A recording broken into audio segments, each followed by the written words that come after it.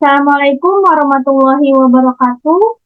Sebelumnya yang saya hormati Ibu Nurfi Oktiani SEMM selaku dosen mata kuliah metode kuantitatif. Perkenalkan, saya Denanda Saputri dengan NIM 64200-553 dari kelas 646B01.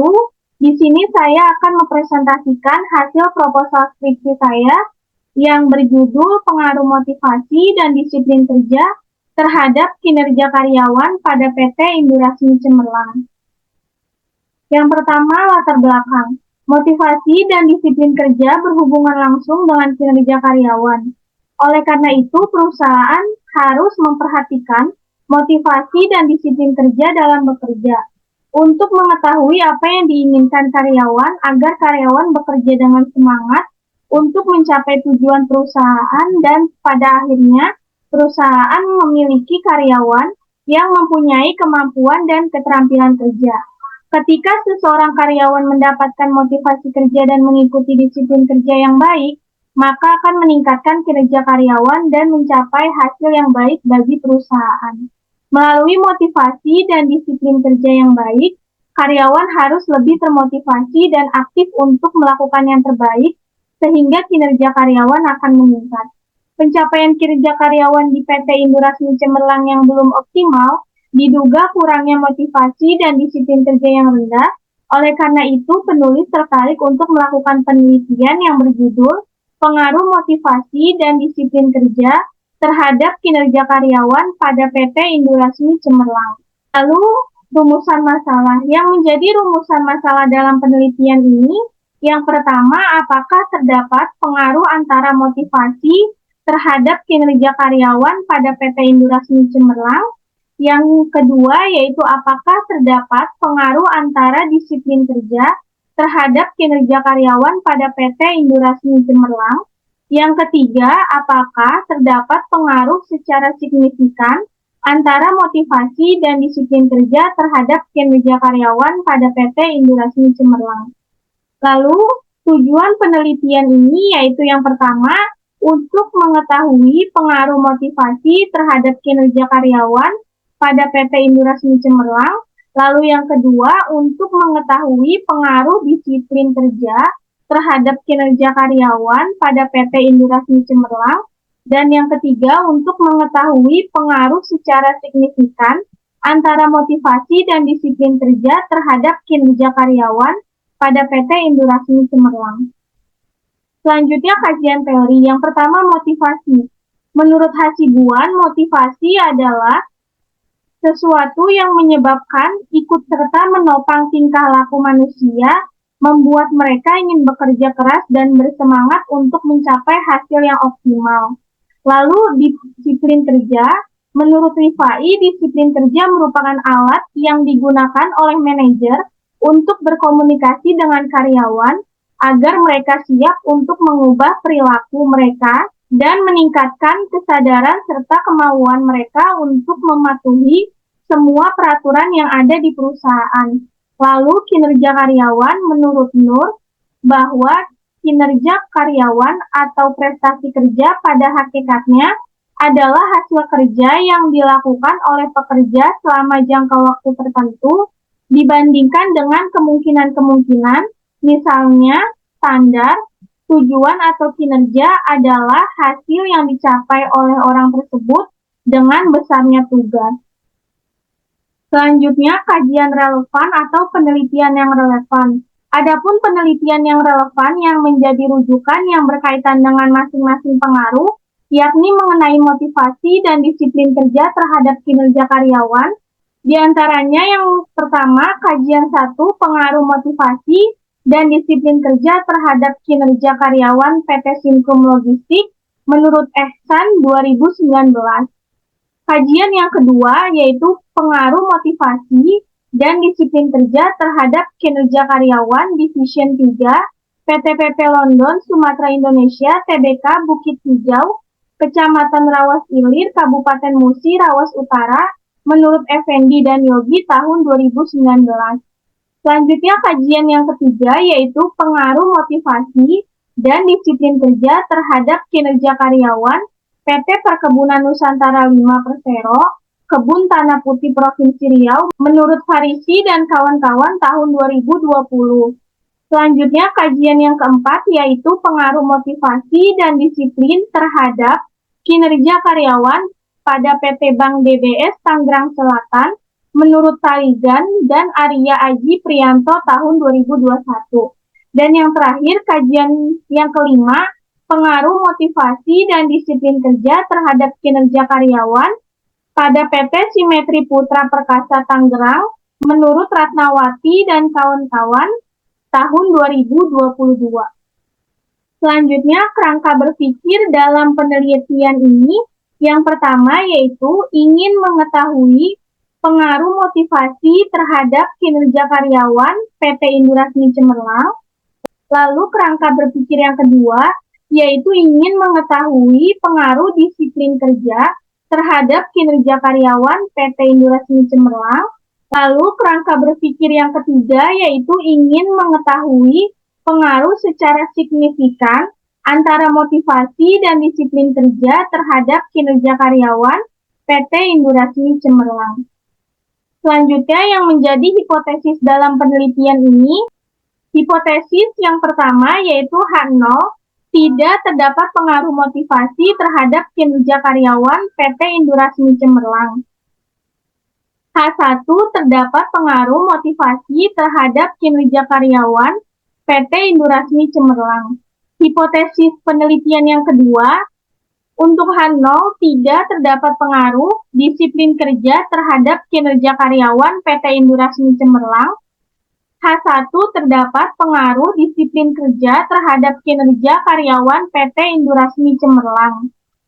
Hipotesis yang ketiga yaitu H0 tidak terdapat pengaruh motivasi dan disiplin kerja terhadap kinerja karyawan PT Indurasmi Cemerlang. H1 terdapat pengaruh motivasi dan disiplin kerja terhadap kinerja karyawan PT Indurasmi Cemerlang. Selanjutnya metode penelitian. Desain dalam penelitian ini yaitu menggunakan metode penelitian kuantitatif dengan landasan filsafat positivisme dalam desain penelitiannya. Metode ini digunakan untuk meneliti populasi atau sampel tertentu. Selanjutnya, teknik pengumpulan data yang digunakan dalam penelitian ini yaitu yang pertama, menggunakan kuesioner atau angket yang berisi seperangkat pernyataan atau pertanyaan tertulis yang diberikan kepada responden untuk dijawab. Yang kedua, studi pustaka yaitu metode pengumpulan data yang dilakukan dengan membaca buku-buku, literatur, jurnal-jurnal, referensi yang berkaitan dengan penelitian. Selanjutnya, teknik analisis data dalam penelitian ini yang pertama, uji reliabilitas, yang kedua, uji validitas, yang ketiga, uji asumsi klasik, selanjutnya koefisien determinasi, selanjutnya koefisien korelasi, yang terakhir, uji regresi linier berganda. Selanjutnya, populasi dan sampel dalam penelitian ini. Populasi adalah keseluruhan objek penelitian dan memenuhi karakteristik tertentu.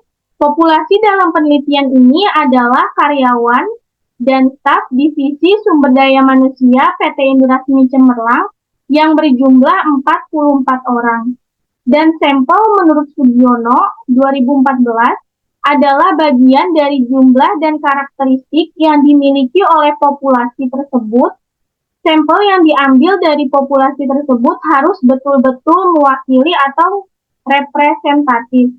Penentuan jumlah sampel dalam penelitian ini menggunakan rumus Slovin, yaitu N sama dengan N dibagi 1 ditambah NE pangkat 2. N kecil ini adalah jumlah sampel yang dicari, N besar ini adalah jumlah populasi dibagi 1 ditambah 44 dikali 0,05 pangkat 2. 0,05 ini adalah batas toleransi kesalahan dengan hasil yaitu 39,6 atau kita bulatkan ke atas menjadi 40. Jadi sampel dalam penelitian ini yang diambil sebanyak 40 orang. Dalam penelitian ini menggunakan teknik sampling, yaitu purposive sampling. Purposive sampling adalah metode sampling di mana peneliti memilih sampel berdasarkan pengetahuan penelitian tentang sampel yang akan dipilih. Selanjutnya, hasil penelitian dan pembahasan. Yang pertama, uji reliabilitas. Dari tabel reliabilitas di atas dapat disimpulkan bahwa variabel dinyatakan reliable karena memiliki nilai Cronbach alpha lebih besar dari 0,60. Selanjutnya, uji validitas.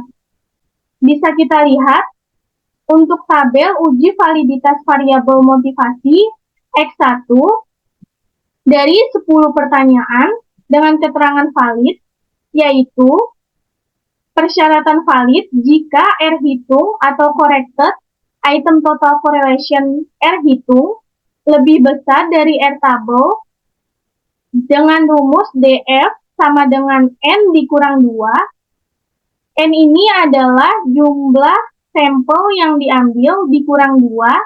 Adapun untuk R tabel dalam penelitian ini sebesar 0,320 didapat dari rumus DF sama dengan N dikurang 2, N-nya sebesar 40 sampel dikurang 2 sama dengan 38,5%. 5 ini adalah tingkat erroritasnya. Untuk besarnya R tabel dalam uji validitas, bisa kita lihat di tabel produk momen. Berdasarkan tabel di samping, dinyatakan bahwa semua indikator dinyatakan valid karena nilai R hitung lebih besar dari R tabel. Selanjutnya, uji validitas variabel disiplin kerja. Bisa kita lihat pada tabel dengan hasil sudah valid semua dengan R tabel yang sudah kita hitung sebelumnya, yaitu sebesar 0,320. Berdasarkan tabel di samping, dinyatakan bahwa terdapat satu indikator yang dinyatakan tidak valid karena nilai R hitung lebih kecil dari R tabel, yakni indikator kehadiran Anda dalam bekerja tepat waktu di tempat kerja.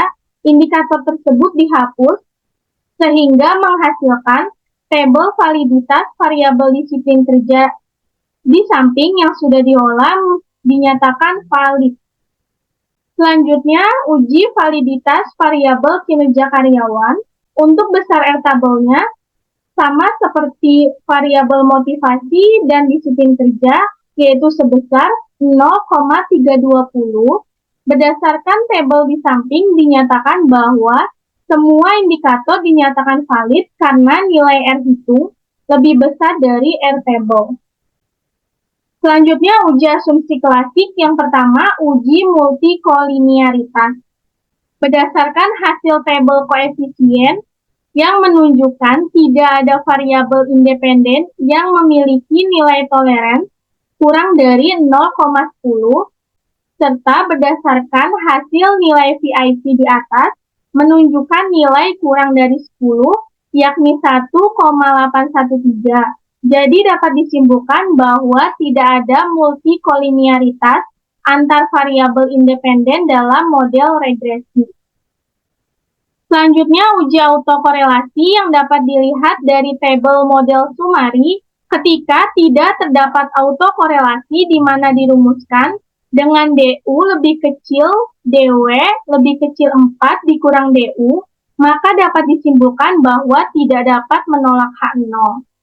Untuk mencari DU, yaitu dengan rumus N, K, dan 5%. N sebesar 40, K sebesar 2, variabel independen, dan 5% adalah tingkat erroritasnya dengan nilai DU 1,6000. Jika dianalogikan pada rumus, DU sebesar 1,6000 lebih kecil dari DW sebesar 2,333, lebih kecil dari 4 dikurang DU sebesar 1,6000. Sama dengan yaitu DU sebesar 1,6000 lebih kecil dari DW 2,333 lebih kecil dari 2,4. Maka dari hasil persyaratan uji autokorelasi dapat dinyatakan bahwa tidak dapat menolak H0, berarti tidak adanya autokorelasi. Uji heterokedasitas. bisa kita lihat dari partial regression plot. Pada grafik scatter plot dapat dilihat bahwa terlihat titik-titik menyebar secara acak serta tersebar baik di atas maupun di bawah angka 0 pada sumbu Y, maka sesuai dengan dasar analisis dapat dinyatakan bahwa tidak terjadi heterogenesitas pada model regresi sehingga model regresi layak dipakai untuk memprediksi kinerja karyawan dengan variabel motivasi dan disiplin kerja. Selanjutnya, uji normalitas. Berdasarkan output one sample Kolmogorov-Smirnov, dapat dijelaskan bahwa nilai tes statistik sebesar 0,113 atau dapat dinyatakan bahwa nilai ini lebih besar dari 0,005 dan sedangkan nilai stick to Taylor lebih kecil dari 0,05 atau bernilai 0,200 atau disebut 0,2. Berdasarkan hasil tersebut dapat dinyatakan bahwa menerima H0 atau data residual berdistribusi normal.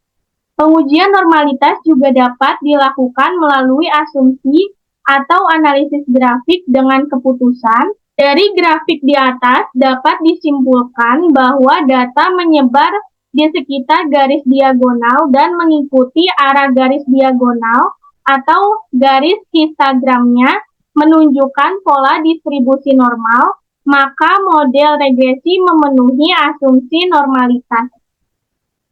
Selanjutnya, uji linearitas.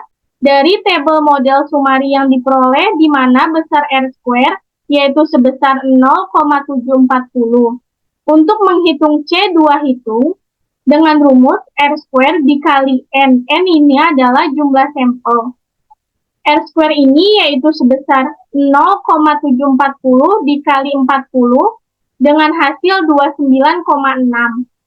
Dan nilai C2 tabel dengan rumus N dikurang K dikurang 1,5%. N ini adalah jumlah sampel, dikurang K adalah jumlah variabel, dikurang 1,5%. 5% ini adalah tingkat eroritasnya, yaitu 40 dikurang 3 dikurang 1 dengan hasil 36 dengan tingkat eroritas sebesar 5%. Jika melihat tabel critical values of C-square, maka didapatkan nilai C2 tabel yaitu sebesar 55,76. Dari hasil tersebut dapat disimpulkan bahwa nilai C2 hitung lebih kecil dari C2 tabel, yaitu sebesar 29,6, lebih kecil dari 55,76. Adapun syarat dalam uji ini adalah jika C2 hitung lebih kecil dari C2 tabel, maka hipotesis yang menyatakan model linear diterima. Selanjutnya, pengujian koefisien determinasi. Dari tabel model sumari di atas, dapat disimpulkan bahwa terdapat pengaruh antara variabel motivasi, disiplin kerja, dan kinerja karyawan, di mana dapat pengaruh yang dibuktikan dengan nilai Sig-F-change sebesar 0,000 atau lebih kecil dari 0,005, maka dapat dinyatakan H1 diterima. Adapun besarnya pengaruh antara X1, X2 terhadap Y dapat dilihat dari nilai R-square, yaitu sebesar 0,740 atau sebesar 26%, dan sisanya dipengaruhi faktor lain seperti kompetensi, kepemimpinan, dan lingkungan kerja, serta lainnya. Selanjutnya, pengujian koefisien korelasi. Dari tabel correlation di atas dapat disimpulkan bahwa terdapat hubungan antara motivasi, disiplin kerja, dan kinerja karyawan, di mana dapat hubungan yang dibuktikan dengan nilai stick to Taylor sebesar 0,0000 atau lebih kecil dari 0,005. Adapun besarnya hubungan antara X1, X2 terhadap Y dapat dilihat dari nilai person correlation, yakni kinerja karyawan terhadap motivasi memiliki hubungan sebesar 0,632, di mana dalam tabel interpretasi korelasi dinyatakan kuat. Sedangkan kinerja karyawan terhadap disiplin kerja memiliki hubungan sebesar 0,857, atau di mana dalam tabel interpretasi korelasi dinyatakan hubungan sangat kuat. Selanjutnya yaitu uji regresi linear berganda. Dari tabel koefisien di atas, maka didapatkan persamaan regresi sebagai berikut. Y sama dengan 103 ditambah 0,109x1 ditambah 0,865x2, di mana dapat diartikan jika terdapat penambahan dalam peningkatan motivasi X1 dan nilai X2 dianggap konstan, maka akan berdampak terhadap kenaikan kinerja karyawan. Sebaliknya, jika terdapat pengurangan dalam peningkatan motivasi X1 dan nilai X2 dianggap konstan, maka akan berdampak terhadap pengurangan kinerja karyawan. Begitu halnya dengan jika terdapat peningkatan dalam disiplin kerja dan nilai variabel motivasi dianggap konstan atau tetap, maka akan mempengaruhi peningkatan kinerja karyawan. Jika sebaliknya, jika terdapat pengurangan dalam disiplin kerja dan nilai variabel motivasi dianggap konstan atau tetap, maka akan mempengaruhi penurunan kinerja karyawan.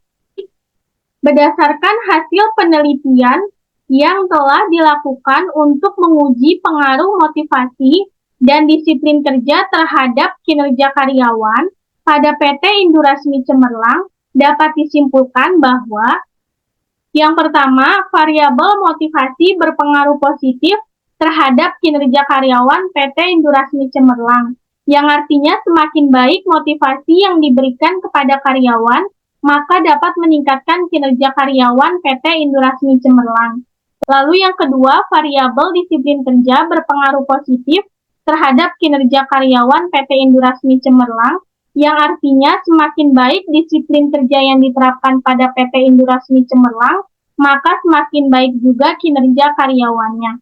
Lalu yang ketiga, motivasi dan disiplin kerja berpengaruh positif dan signifikan terhadap kinerja karyawan PT Indurasmi Cemerlang, yang dimana jika penerapan motivasi dan disiplin kerja diterapkan dengan baik, maka akan meningkatkan kinerja karyawan. Dan yang terakhir, berdasarkan hasil penelitian dan pembahasan, saran yang diharapkan mampu memberikan masukan dalam bentuk ide atau pemikiran sehingga nantinya dapat meningkatkan kemajuan perusahaan, yaitu terus dipertahankan dan lebih ditingkatkan pemberian motivasi dan penerapan disiplin kerja yang baik karena mempunyai pengaruh terhadap kinerja karyawan. Semakin baik motivasi yang diberikan dan penerapan disiplin kerja yang baik akan meningkatkan kinerja karyawan. Demikian presentasi yang dapat saya sampaikan. Kurang lebihnya mohon maaf. Terima kasih. Wassalamualaikum warahmatullahi wabarakatuh.